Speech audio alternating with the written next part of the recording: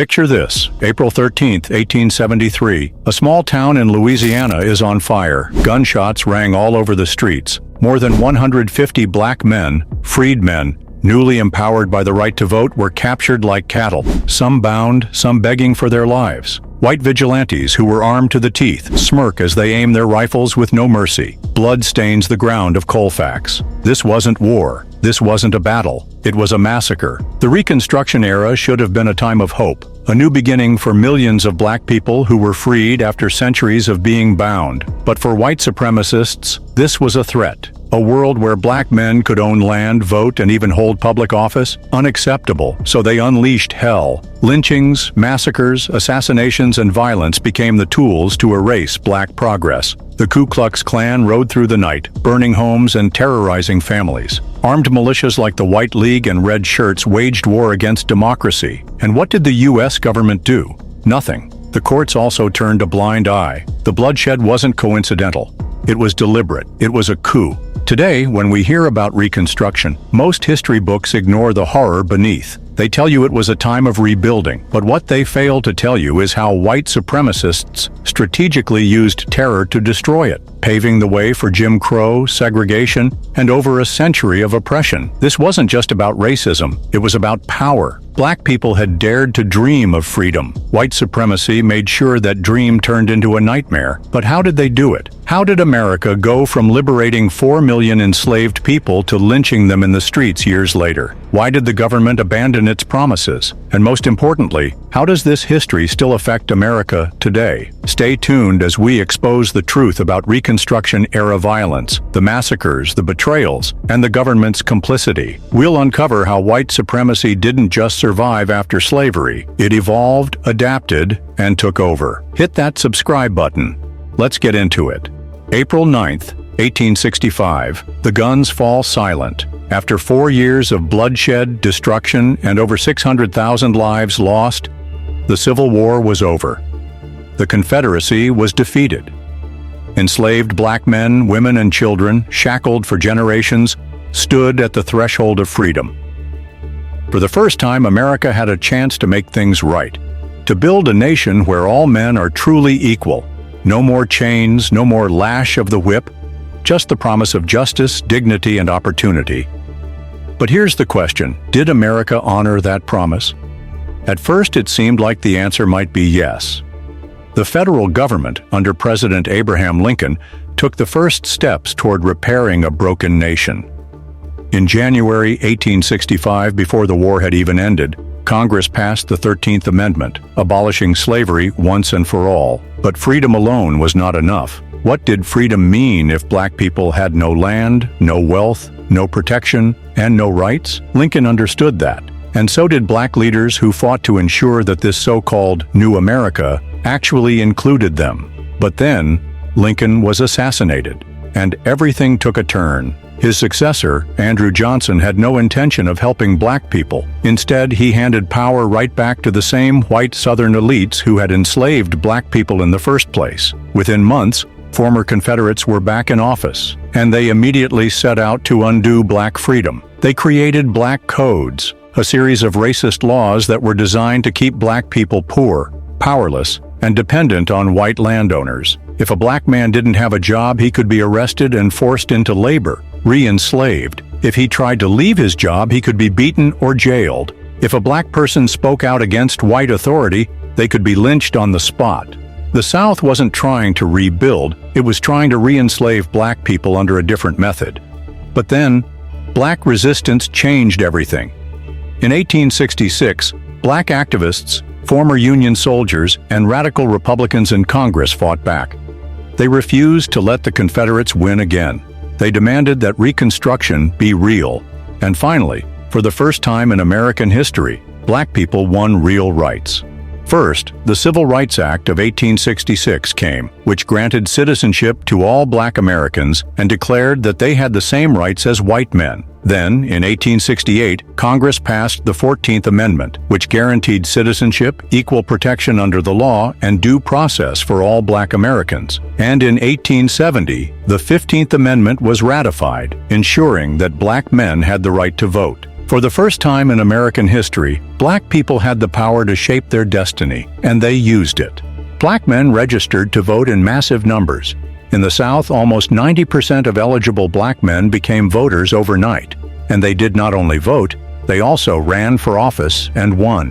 Between 1868 and 1877, over 2,000 black men held public office at every level, from local sheriffs to state legislators, from Congress to the U.S. Senate. Men like Hiram Revels, the first black U.S. senator who took the seat once held by Confederate President Jefferson Davis. Men like Robert Smalls, who was a former enslaved man who stole a Confederate ship, sailed it to freedom, and later became a U.S. congressman. Black people weren't just participating in politics, they were rebuilding America. Schools were built, roads were constructed. Public services that never existed before Reconstruction suddenly became a reality. For the first time, black children in the South had access to education. Black churches became centers of political and social activism. Freedmen's communities thrived. Black businesses, newspapers, and institutions began to flourish. For a brief moment, the promise of Reconstruction was too good to be real. However, white supremacists saw this rise of black political and economic power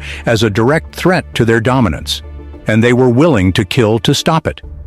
Because to them, Reconstruction wasn't a new beginning. It was an attack on everything they believed in. They had spent hundreds of years building a world where white men ruled over blacks. And now, black men were voting. They were holding office. They were passing laws that protected black rights. That was unacceptable to the whites. So white supremacists did what they do best. They turned to violence. First, they formed secret terror groups, organizations like the Ku Klux Klan, the White League, and the Red Shirts. Their mission was to destroy black progress by any means necessary. They burned black schools, assassinated black politicians, and lynched thousands of black men and women who dared to exercise their rights. Election day became a battlefield. Black voters were beaten, threatened, and murdered in broad daylight. And what did the U.S. government do? At first, they fought back. President Ulysses S. Grant passed the Enforcement Acts of 1870 and 1871, which gave the federal government the power to arrest Klan members and break up their terror networks. For a few years, the Klan was pushed underground. For a brief moment, it seemed like Reconstruction might survive. But then, America betrayed itself. White Americans in the North became tired of fighting for black rights. They started to say, "Let the South handle its affairs."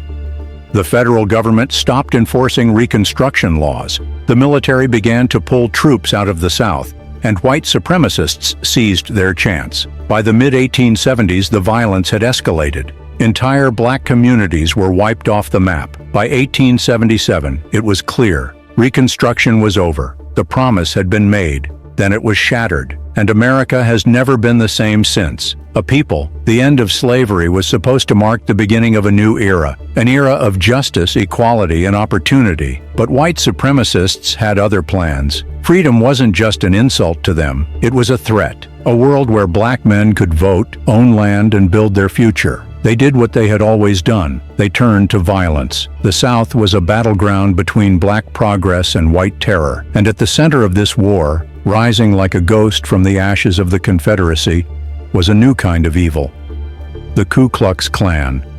It started in Pulaski, Tennessee in 1866. 6 former Confederate officers assembled in secret. They were bitter, angry, and humiliated.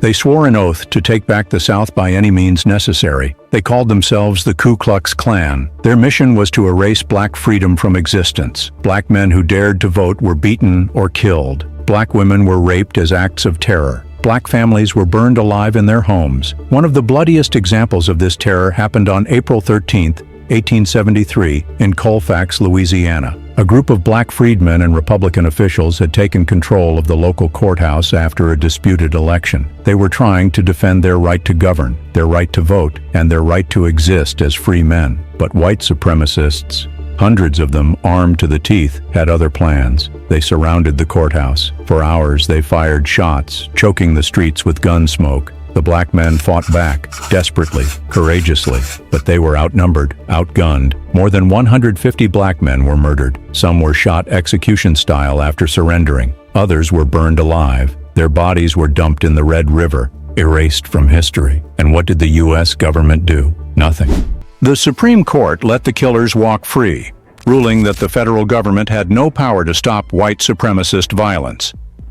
It was a green light for terror to continue. By the mid-1870s, white supremacists had perfected their strategy. They called it the Mississippi Plan. It was simple: use fear to overthrow democracy. Armed white militias, the White League, the Red Shirts, and the Knights of the White Camellia began a campaign of terror. Black communities were attacked. Black leaders were assassinated. White Republicans who supported black rights were run out of town or lynched. Election days became bloodbaths. White mobs blocked black voters from the polls, shot them in the streets, dragged them from their homes. The message was, vote and you die. And it worked. By 1876, nearly every southern state had been retaken by white supremacists. Reconstruction governments collapsed. The dream of a multiracial democracy was slipping away. South Carolina, July 8, 1876. A group of black militiamen in the town of Hamburg were training and preparing to defend their community. But white supremacists saw this as a threat. Hundreds of armed white men surrounded the black militia. There was a brief skirmish, but the real carnage came after.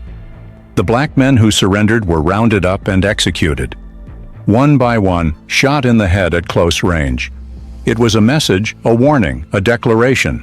Your freedom is an illusion. Your rights are meaningless, and we will kill you to prove it.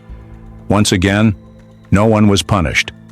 For a brief moment, President Ulysses S. Grant tried to crush the Klan. The Enforcement Acts of 1870 and 1871, also known as the Ku Klux Klan Acts, gave federal authorities the power to arrest and prosecute white terrorists. And for a while it worked. Hundreds of Klan members were arrested, some were even convicted. But then, the government gave up. The North was tired of fighting for black rights. White Americans wanted peace, even if that peace meant sacrificing black lives. And so, in 1877, the U.S. government pulled federal troops out of the South. It was the final betrayal. The last barrier between black communities and white supremacist terror was gone. The Klan didn't disappear, it only evolved. White supremacy became the law of the land. Black men were stripped of their voting rights through poll taxes, literacy tests, and grandfather clauses. Lynchings became public spectacles, with thousands gathering to watch black men, women, and children tortured and burned alive. Segregation became the new form of oppression. Jim Crow was born. The rise of white supremacist terror during Reconstruction wasn't just about hatred, but power also. Black people were pushed out of politics, out of economic power, out of the justice system. The white South had won the war they lost. And the scars of that victory still affect America today. The same methods, voter suppression, racial violence, and police brutality continued. This history is still alive, and if we don't face it, it will repeat itself. For a moment, it looked like America was on the path to justice. The federal government, under President Ulysses S. Grant, took on the white supremacist terror groups head-on. The Ku Klux Klan was on the run. Black men were voting, winning elections, and shaping their futures. But then, everything changed. The federal government, the very institution that had promised to protect black citizens, turned its back. The betrayals weren't sudden, but they were unbelievable. They came in courtrooms, in backdoor political deals, and silent nods of approval as white mobs slaughtered black men, women, and children. The United States government didn't just fail black people. It abandoned them. Let's travel back to 1869. Ulysses S. Grant enters office as president. Unlike his predecessors, Grant understood the gravity of Reconstruction. He saw the terror invading the South. Night riders dressed in white, burning homes, lynching black leaders, massacring entire communities. Grant acted when he passed the Enforcement Acts that were designed to stop white supremacist terror in 1870 and 1871. The laws made it illegal to interfere with voting rights and allowed federal troops to intervene. And in 1871, Grant did the unbelievable. He sent the U.S. military to hunt down the Ku Klux Klan. For a moment, it worked. Hundreds of Klansmen were arrested. The federal government looked like it was finally standing up for Black Americans. But here's the thing about white supremacy. It doesn't end. It just evolves.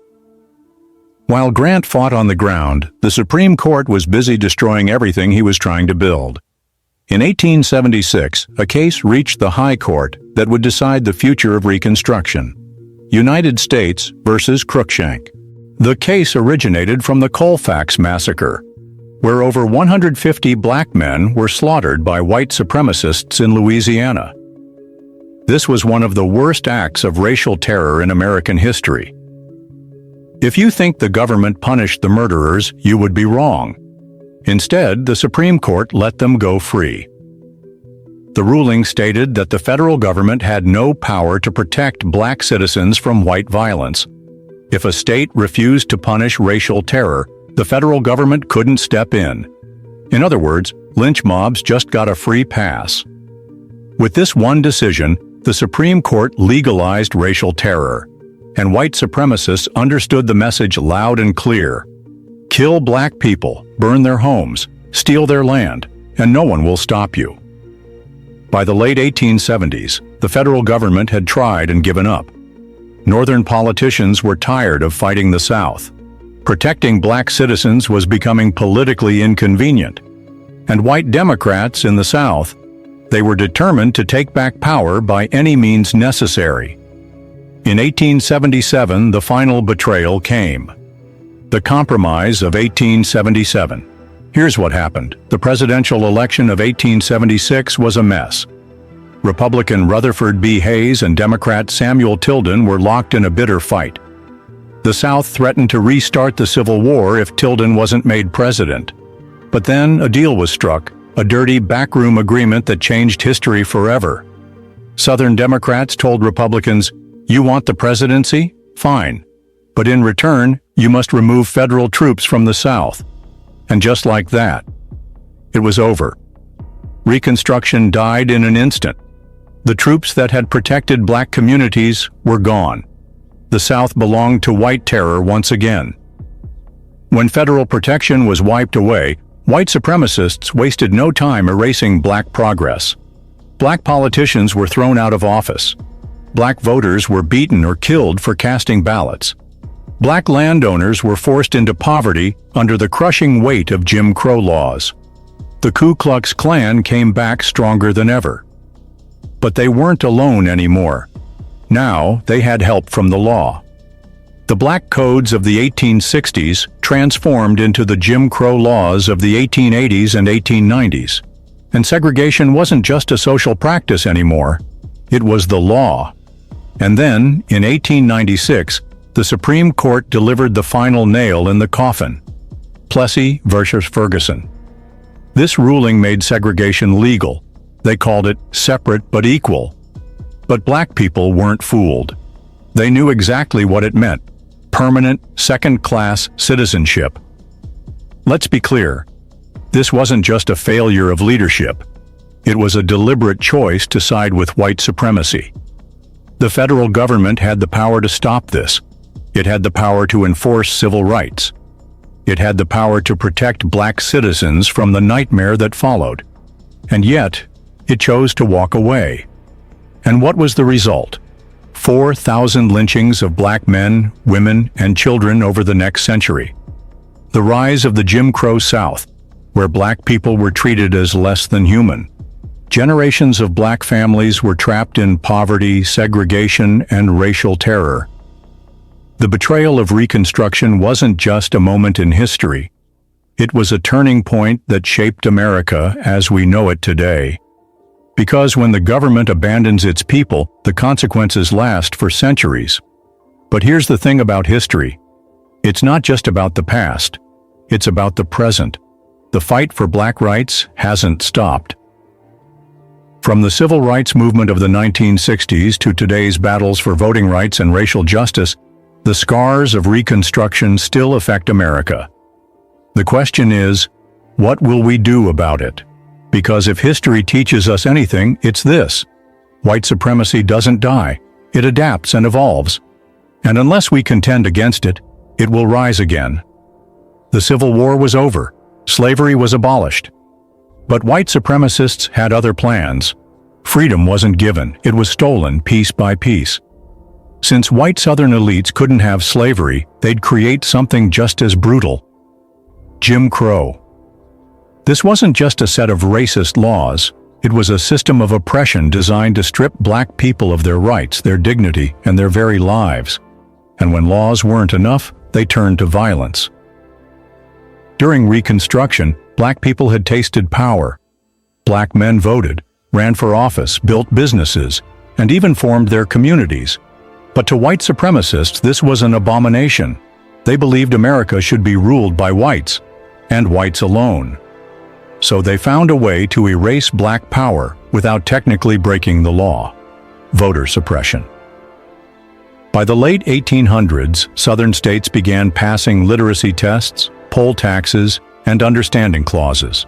On paper, these laws didn't mention race, but in practice, they were designed to deny black voters.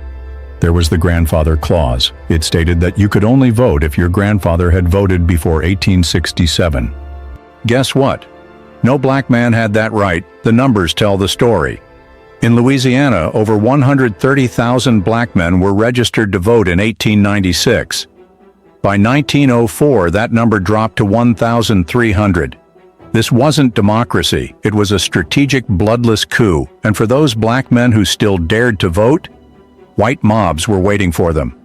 If stealing the vote wasn't enough, white supremacists had another weapon: lynching. Between 1880 and 1950, there were over 4,000 cases of public execution in America. Lynching wasn't just about killing, it was a way of sending a message. Black men were dragged from their homes, hung from trees, mutilated or burned alive. White mobs celebrated. They took photos next to corpses, printed them on postcards, and sent them to friends with messages like, "Wish you were here." But what was the crime these black victims committed? Oftentimes nothing. Other times it was as simple as being successful. Take Sam Hose, a black laborer in Georgia. In 1899, he asked his white employer for his wages. The response: he was accused of raping a white woman without evidence. A mob tortured him for hours. They skinned him alive, cut off his fingers, burned him over an open flame. His burnt remains were sold as souvenirs. This was America. But violence alone wasn't enough. White supremacists wanted to make black inferiority the law of the land. That was how Jim Crow was born. The name came from a minstrel show character, a white actor in blackface, mocking black people as lazy, stupid, and inferior. And the laws that followed turned that stereotype into reality. By the early 1900s, every southern state had legalized segregation.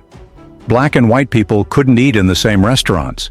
They couldn't use the same bathrooms, schools, hospitals, or train cars. Even drinking fountains were separated. And if a black person dared to resist, they disappeared. White vigilantes, police officers, and even local governments worked together to enforce these racist laws. The Plessy versus Ferguson, 1896 Supreme Court case made it official, declaring segregation constitutional under the doctrine of separate but equal. But there was nothing equal about it. Black schools were underfunded and overcrowded. Black hospitals were poorly equipped. Black businesses were attacked and burned to the ground. Jim Crow wasn't just segregation, it was economic warfare. And if you think this only happened in the South, you'll need to think again. Many black families fled to northern cities, believing they'd find freedom. But white supremacy had no borders. Redlining kept black families out of white neighborhoods. Unions refused to hire black workers. Police brutality became a common phenomenon. And when black communities thrived, white mobs destroyed them. In 1921, Tulsa's Black Wall Street, a prosperous black neighborhood, was firebombed and burned to the ground by angry white rioters. Hundreds of black men, women, and children were massacred. No one was punished. No matter where they ran, Jim Crow followed. But black people didn't just suffer, they fought back. Ida B. Wells, a fearless journalist, risked her life to expose the horrors of lynching. W.E.B. Du Bois and the NAACP took the fight to the courts. Marcus Garvey urged black people to build their economic power, and eventually, the cracks in Jim Crow began to show. The civil rights movement was coming. Even after Brown versus Board of Education ended school segregation, white supremacists resisted with everything they had. Black children integrating schools had to be escorted by federal troops because white mobs threatened to kill them. The Ku Klux Klan bombed churches, assassinated civil rights leaders, and terrorized activists. White supremacy did not give up power without a fight. For nearly a century, Jim Crow ruled America. It stole black wealth, black opportunities, and black lives. And even today, its effect can still be felt. Mass incarceration, police violence, voter suppression. These are the new Jim Crow. History isn't in the past. And if we don't confront it, we create room for it to repeat itself. The violence of the Reconstruction era didn't just end in the 19th century. It didn't disappear with the fall of the Ku Klux Klan's first wave, or with the closing of freedmen's bureau offices. No, it took on new forms. What started as lynch mobs and massacres turned into Jim Crow segregation, redlining, and mass incarceration. The same white supremacy that burned black towns to the ground during Reconstruction simply put on a suit, stepped into courthouses, police stations, and government offices, and made sure black progress was permanently truncated. But here's the real question. How did America allow this to happen? Let's break it down. In the years after the Civil War, black Americans weren't just seeking freedom. They were building wealth. Freedmen established entire self-sufficient communities. They built churches, banks, businesses, and farms. In places like Greenwood, Oklahoma, popularly known as Black Wall Street, black families thrived despite segregation. But white supremacists saw black economic power as a direct threat. During Reconstruction, racist mobs didn't just kill black people. They stole their land, burned their businesses, and terrorized them into poverty. The Colfax massacre? That wasn't just about politics, it was about destroying black economic progress. The same happened in Wilmington, North Carolina, where a thriving black middle class was wiped out in 1898 when white supremacists overthrew the city's black government in a bloody coup. Fast forward to the 20th century, and these attacks continued. Black towns across America were flooded, bulldozed, and erased from history. In the name of progress, highways were built directly through black neighborhoods. Redlining laws made it impossible for black families to get home loans, forcing them into poverty-stricken areas. And let's not forget this unbelievable fact. By 1910, black people owned 15 million acres of land. But through fraud, racist policies, and outright theft, 90% of that land was stolen. Think about that. Generational wealth was wiped out. Reconstruction-era violence taught white supremacists that they don't need a lynch mob when they can control the courts. Under these laws, black people could be arrested for crimes as minor as wandering or loitering. Once they were in prison, they were leased out as forced laborers to former slave owners. They built railroads, mined coal, and worked on plantations, all while chained like slaves. And this wasn't just the South. The North may have abolished slavery, but it still enforced segregation. Black people were denied jobs, education, and equal opportunities. Even after World War II, black soldiers who fought for America came home only to be beaten, lynched, or denied their GI Bill benefits.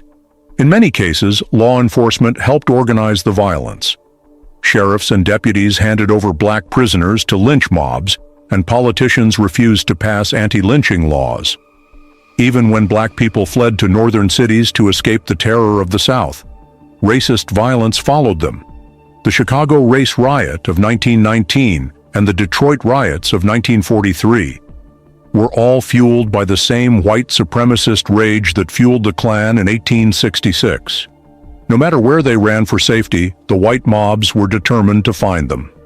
Let's talk about voting. During Reconstruction, black men held political office in record numbers.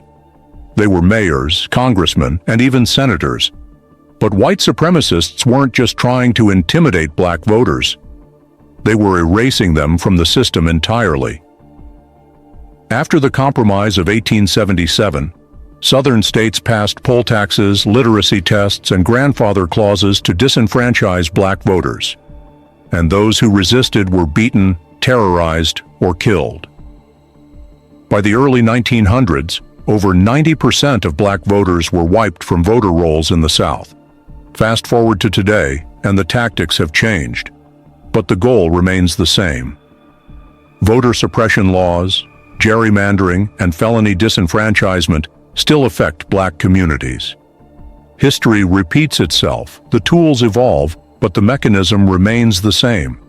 If you think Reconstruction-era violence is just history, you may want to think again.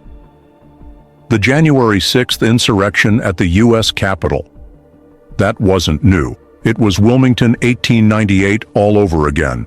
White supremacists, furious over a political loss, storming the government to take back power. Mass incarceration is just convict leasing 2.0. Black economic disparity is the direct result of land theft, redlining, and racist policies that started during Reconstruction and never stopped. So, what's going to happen next? Understanding Reconstruction-era violence isn't just about knowing the past, but recognizing the systems of oppression that still exist today. The history of America is not complete without talking about how white supremacists used violence to take back power after Reconstruction. And we can't move forward without dismantling the structures they built, because here's the truth. They weren't just fighting to destroy black progress in 1870. They're still fighting to destroy it today. So the next time someone tells you that history doesn't matter, that the past is the past, that we should just move on, remind them. Remind them that every right we have today was fought for with blood and sweat.